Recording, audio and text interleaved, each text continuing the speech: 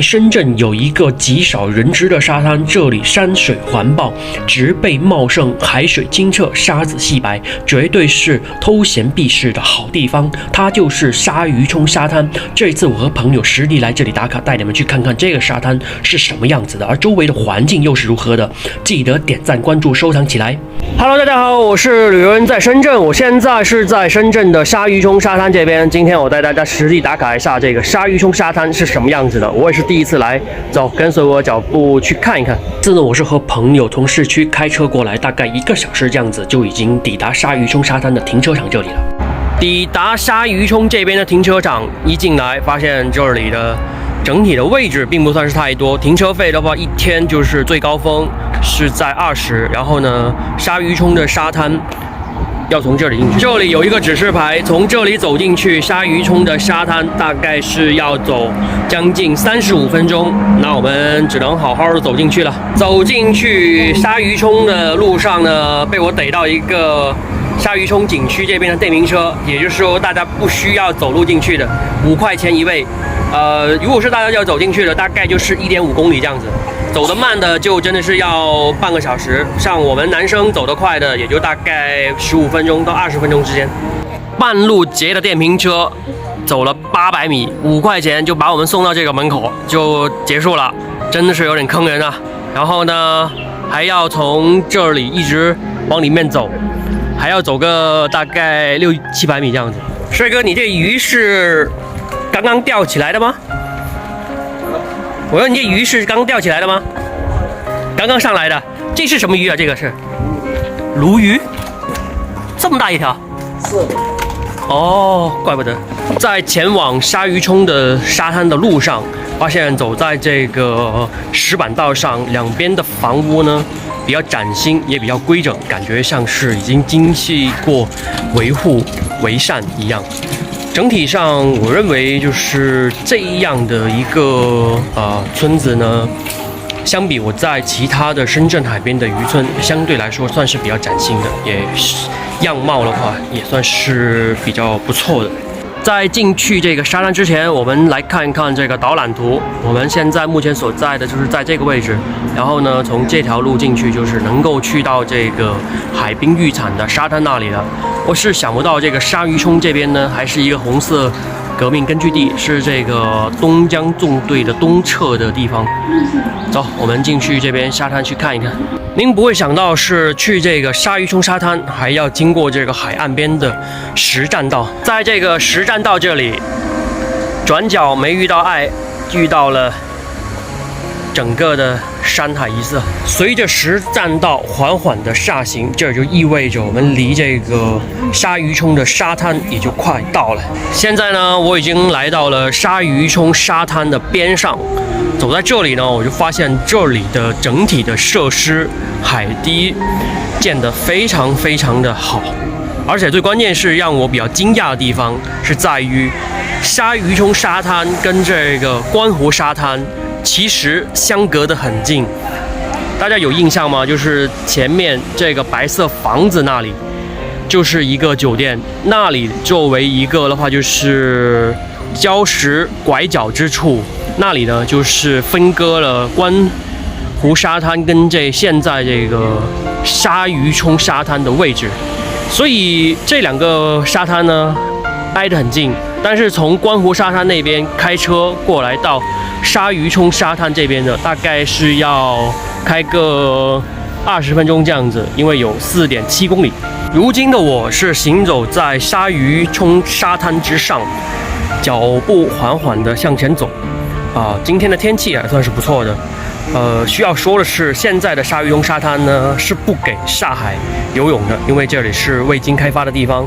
然后呢，我们来看一看这里的沙子如何，换个角度来看一看，有没有看得到这里的沙子相对来说粗一点，也没有太白，就相比隔壁的观湖沙滩呢，这个沙子呢要粗一些的，白也没有那么白。关键是这里的海浪呢也是相对来说比较急，而且暗涌也比观湖沙滩那边要多，所以在这里呢还还是强调一句，不能下去游泳。虽然鲨鱼涌的沙滩呢不能下去游泳，但是在海岸边戏水还是可以的。我们走近看一下这个海水是如何，整体上还算是比较清澈的。这个是跟观湖沙滩那边的海水水质是一样的，非常的清澈。想不到在沙滩这边呢遇到了2只狗狗，一只金毛，一只拉布拉多，这个基本上是都已经成为他们的玩乐天地了，开心的不得了。这个主人呢也非常的逗他们玩，把网球抛到海边，然后呢他们就自己把球捡回来。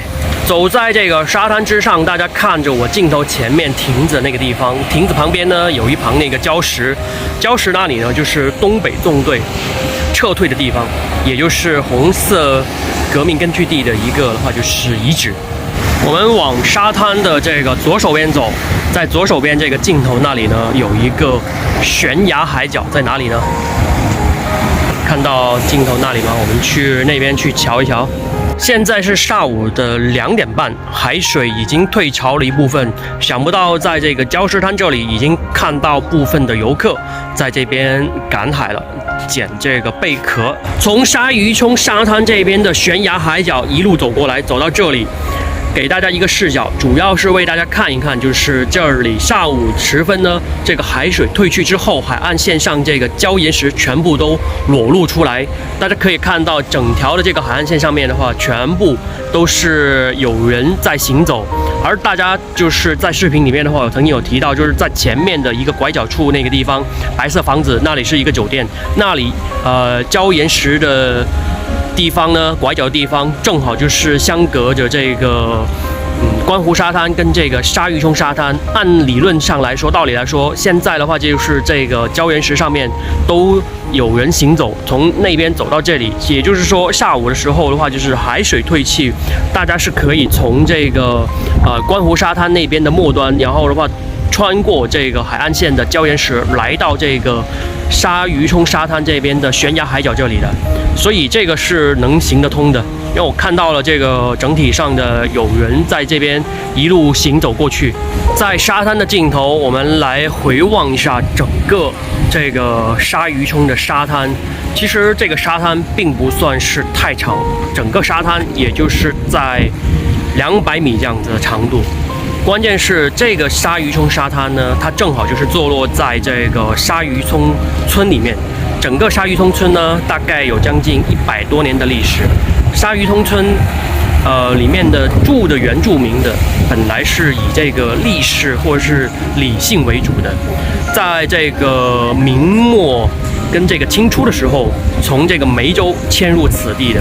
现在呢，大部分的原住民呢，基本上是都已经迁到了这个香港、澳门跟海外这些地方。现在本地还在居住的这个原住民呢，只是留守了小部分，在这里干什么呢？就是做民宿的生意。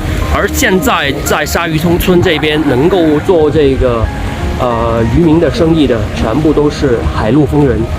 所以大家可以想象得到的时候的话，就是这里除了是一个历史名胜的古迹之外，它本身承载的历史呢也是比较厚重的。所以在视频的最后呢，我是严重的推荐大家，如果是有时间来的，这里玩一玩，逛一逛。整个鲨鱼涌的沙滩呢，虽然不长，但是历史氛围还是相当不错的。沙滩的水质跟沙滩还是比观湖沙滩稍微差了一点，但是呢，整体上5星的推荐。关注我，带你去发现不一样的深圳，去体验有温度的旅行。